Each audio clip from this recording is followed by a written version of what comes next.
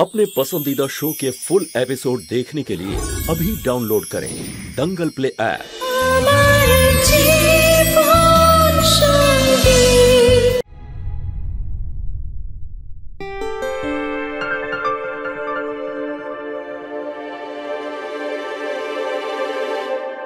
বেদ,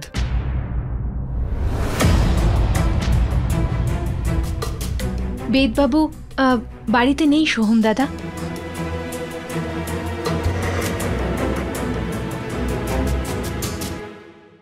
কি হচ্ছে কোমলকালী? এটা কি নামে তুমি আমাকে ডাকছো? বেদ তো তোমাকে বিধি বলে ডাকে, তুমি আমাকে সোহম বলে ডাকো। না হলে আমাকে নতুন নামেও ডাকতে পারো, সাহেল, শুধু সাহেল। এই নামের আগে ভাই বলাটা কি খুব দরকার আছে কি? না দিন না, আমার মনে হয় তুমি আবার ফেলে দেবে। দাও, আমি পড়িয়ে দিচ্ছি। আমি পড়ে নেব। আমি বললাম না আমি পড়িয়ে দিচ্ছি, আমি পড়িয়ে দিচ্ছি। আরে আমি বললাম তো আমি পড়ে নেব। কোথায় যাচ্ছ তুমি? আমি তো পড়িয়ে দিচ্ছি।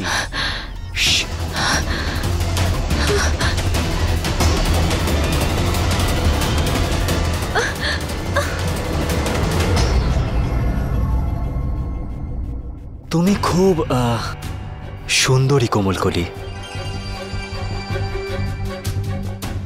কি হলো? তুমি এরকম ভয় পেয়ে যাচ্ছ কোথায়? এর আগে কেউ কি তোমাকে প্রশংসা করেনি নাকি?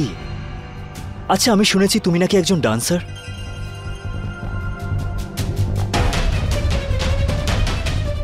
বড় বড় শোজ করতে তুমি, অনেক প্রেমিক ছিল তোমার, শুধু তাদের মধ্যেই একজন ধরে নাও আমাকে।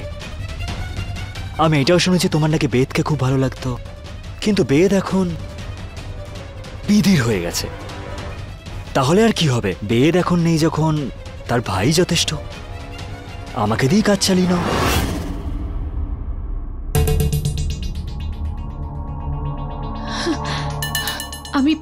আমি হাত জোড় করছি,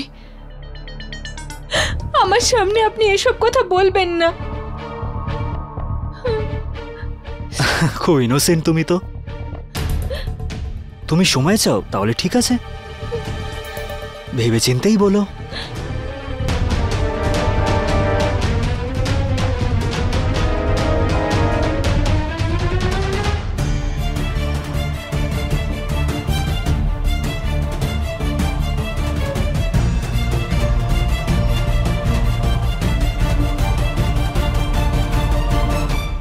আজ তো শুধু কাগজ ছিঁড়েছে, কাল কি করবে তার কোনো গ্যারান্টি নেই। হ্যাঁ, আর তাছাড়া যদি কালকে ভারতী দিদিকে কেউ আবার বলে দেয় তাহলে সেও চলে আসবে নিজে ভাগ নিতে। তখন প্রপার্টি 4 ভাগ নয় 5 ভাগ হবে। আরে দিব্যা, রুটি চেয়েছিলাম আর কি পেলাম, বাকি কথা আমি জানি না। হ্যাঁ, আরে থামো এবার।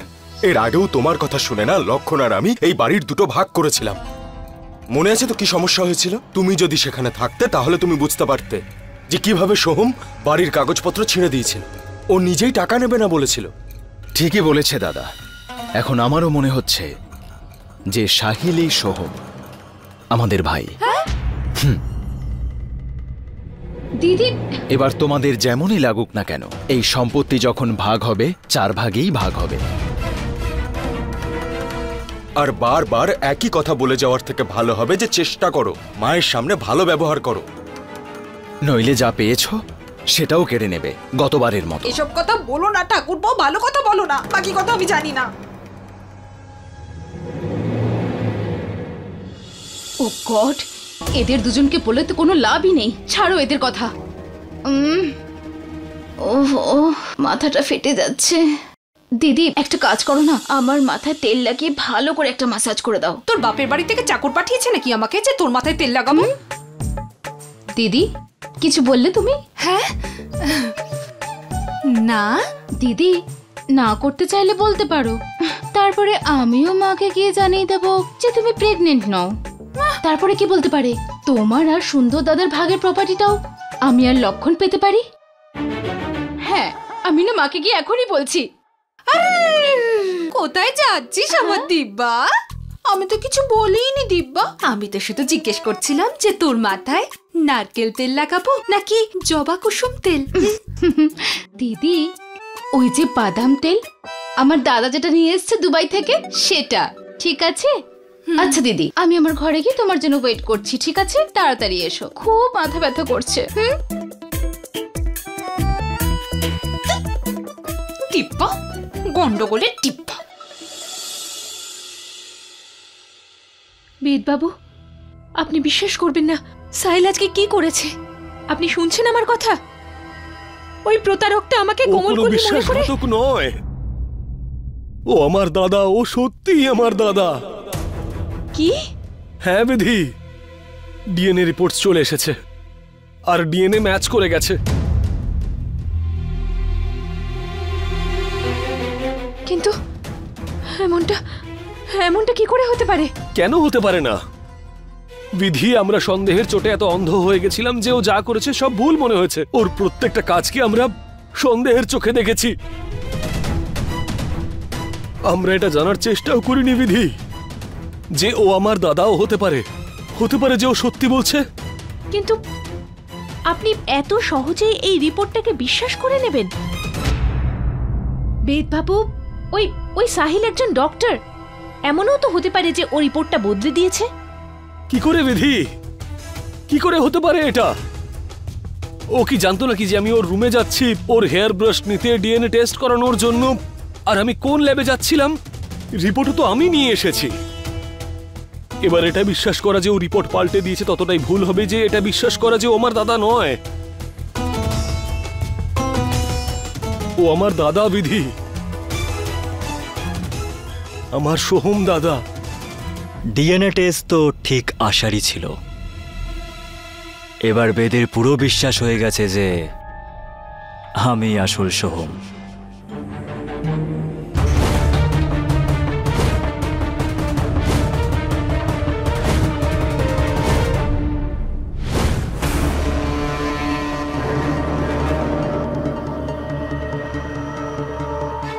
আমি জানতাম প্রতিভা কুঠারির এভাবে না বলা সত্ত্বেও বেদ মানবে না, ও ডিএনএ টেস্ট করাবে। ও যেভাবে হোক চুরি করে আমার চুলের স্যাম্পল নিতে আসবে।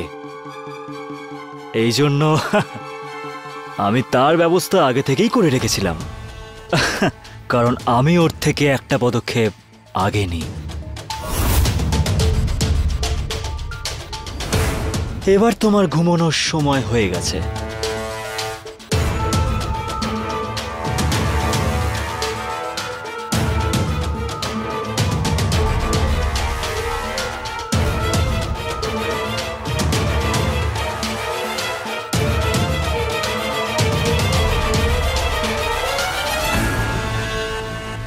জানো, যে ওষুধের ইনজেকশন দিয়ে আমি তোমাকে অজ্ঞান করেছি, সেই ওষুধের ইনজেকশন দিয়ে আমি ওই প্রতিভা কোঠারিকে অজ্ঞান করব।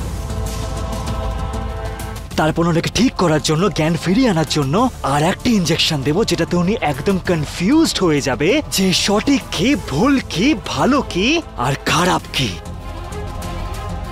তারপরে ও ওনার সমস্ত প্রপার্টি আমার নামে করে দেবে। আর তারপর আমি ধীরে ধীরে ধীরে ধীরে মৃত্যু দেব, মৃত্যু। আর তারপর পুরো কোঠারি পরিবার রাস্তায় নেমে যাবে আর আমার উদ্দেশ্য পূরণ হবে। কেমন লাগলো আমার প্ল্যান? মিস্টার সোহম কোঠারি?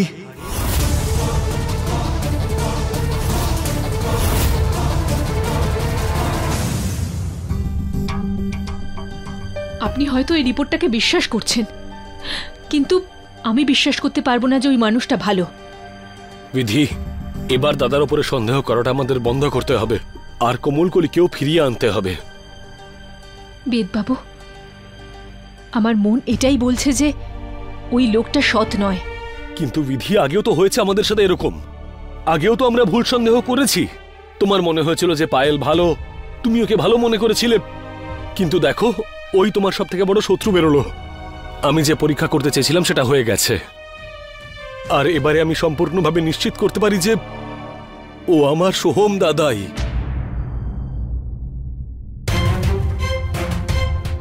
আপনার সন্দেহ হয়তো দূর হয়ে গেছে, কিন্তু আমি এখনো ওকে সন্দেহ করি। আজ সকালে যখন আমি তৈরি হচ্ছিলাম তখনও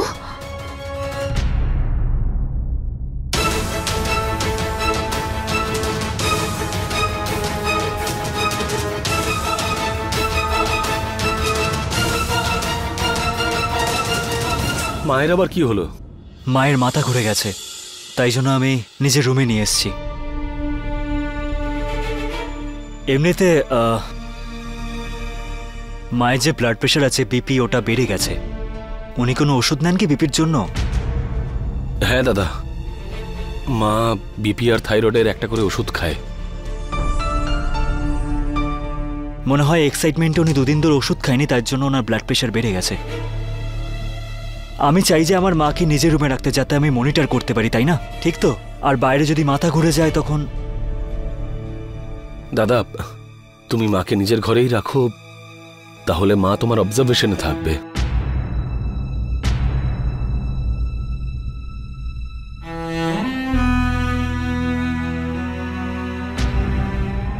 আই এম সরি দাদা, প্লিজ ক্ষমা করে দাও আমাকে। আমি অকারণেই এত সন্দেহ করেছি, ক্ষমা করে দাও আমাকে। কিরকম কথা বলছো তুমি? আমি বুঝতে পারছি তোমার সন্দেহ করাটা ঠিক, আর এটা আমার পরিবার, এটা আমি নিজে চাই আমার পরিবারের সাথে সব সময় সময় কাটাতে, ওনার খেয়াল রাখতে। তাই মা,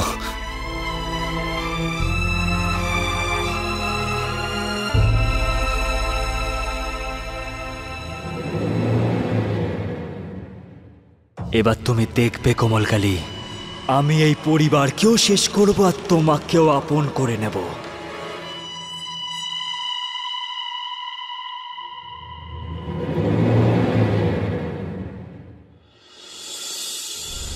বেদবাবু এই প্রতারকের কথা বিশ্বাস করছে। এখন যদি আমি সাহিলকে নিয়ে খারাপ কিছু বলি, তাহলে উনি ভাববেন যে আমি নিজের কথা প্রমাণ করার জন্য মিথ্যে কথা বলছি। খুব ভালো প্ল্যান করেছে লোকটা, আমাকে একটু সাবধানে থাকতে হবে।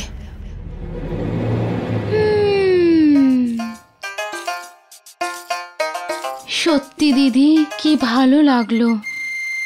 জাদু আছে তোমার হাতে আর তোমার এই দুবাইয়ের তেলে।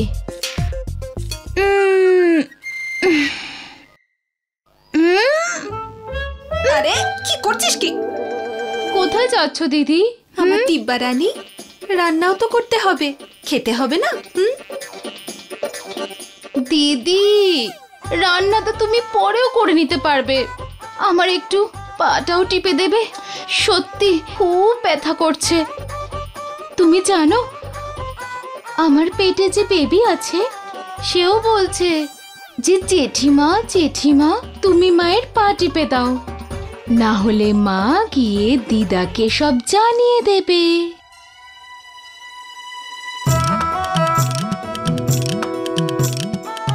না মুন্না না, এটা তুমি ভাববেও না। তোমার জেঠি তো তোমার মাকে শুধু সেবাই করবে, বাকি কথা জানি না। আমার সোনা, দে তোর পাটা দে।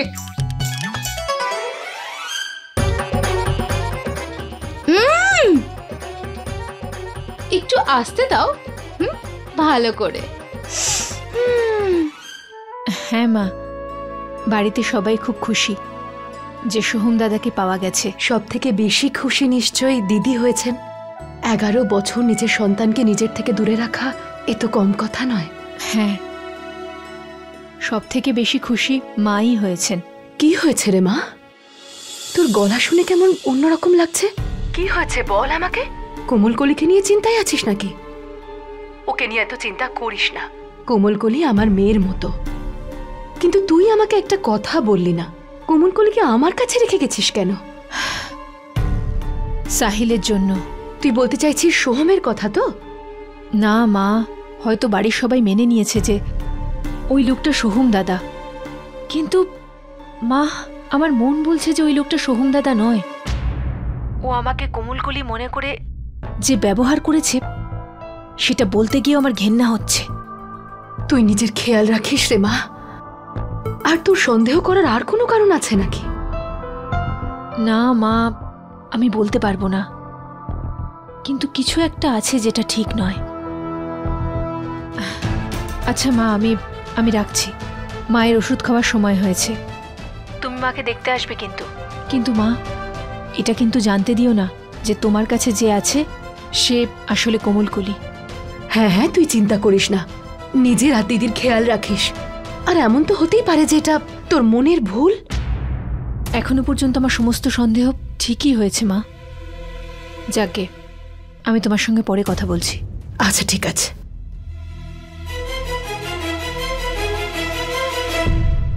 কোনো একটা উপায় তো থাকবে এটা জানার জন্য যে এই লোকটা সাহিল না সোহম।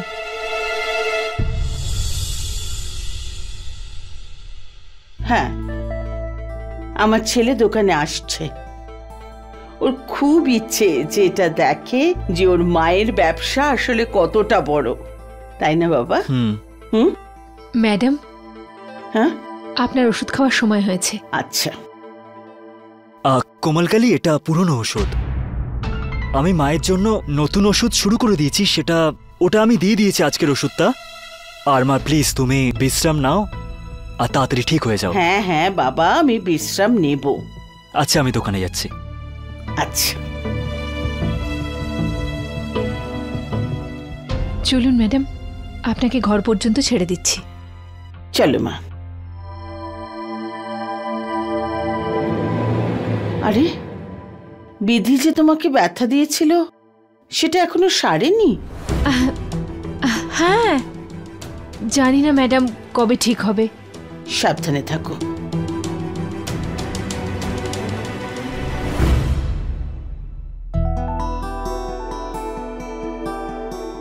বিধির কথা খুব মনে পড়ছে।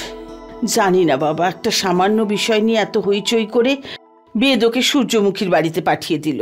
একবার এই বাচ্চাটা হয়ে যাক, তারপরেই আমরা ওকে ফেরত নিয়ে আসবো। বিধিরই বা কি করে ভালো লাগছে তোমাকে আর বেদকে ছেড়ে? বাচ্চা মেয়েটা, ভালো মন্দ তো বোঝার অবস্থায় নেই। যখন ও ভালো ছিল না, তখন যদি আমি ওকে এতটা ভালোবাসতাম।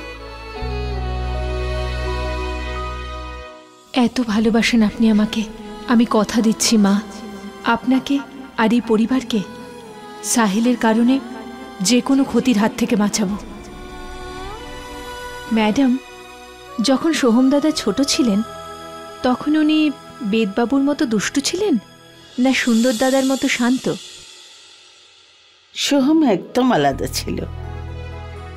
ছোট থেকেই যেন অন্যরকম ছিল। ভারতী আর সোহম দুজনে জমজ ছিল, কিন্তু দুজন দুজনের থেকে একদম আলাদা ছিল। ভারতীর দুধ পছন্দ ছিল না, আর সোহম 2 গ্লাস দুধ খেয়ে নিত। ভারতী একটা গোলও আঁকতে পারত না, আর সোহম কি সুন্দর সুন্দর ছবি এঁকে রেখে দিত। একদিকে ভারতী ডান হাতে লিখত, অন্যদিকে সোহম বাঁ হাতে লিখত। একদিন দেখাবো আমি তোমাকে সোহমের আঁকা ছবিগুলো, আমি সাবধানে রেখে দিয়েছি। কিন্তু জানি না কি করে 16 বছর হতে না হতে ও খারাপ সঙ্গতে পড়ে গেল, আর তারপরও ওই ভুলটা করে ফেললো, আর ও আমার থেকে দূরে চলে গেল। না ম্যাডাম, আপনি এই সমস্ত কথা নিয়ে একদম ভাববেন না। একটু ঘুমানোর চেষ্টা করুন। আসুন।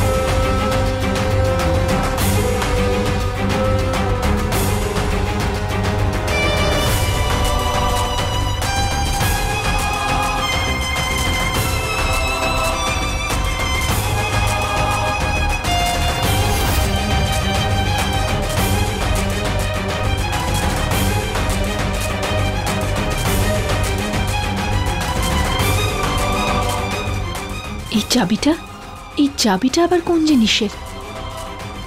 পরে সাবান নিয়ে আসবো এইটার ছাপ তুলতে।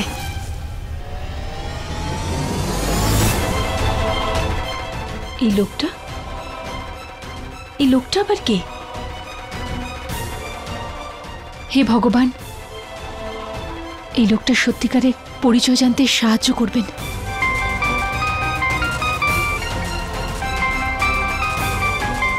Yes sister. হ্যাঁ, আমি জিনিসপত্র নিয়ে তাড়াতাড়ি চলে আসছি ক্লিনিক, ঠিক আছে? ততক্ষণ আপনি একটা কাজ করুন, ওই যে পেশেন্ট আছে তার লেভেলটা চেক করুন আর কিপ মি আপডেটেড।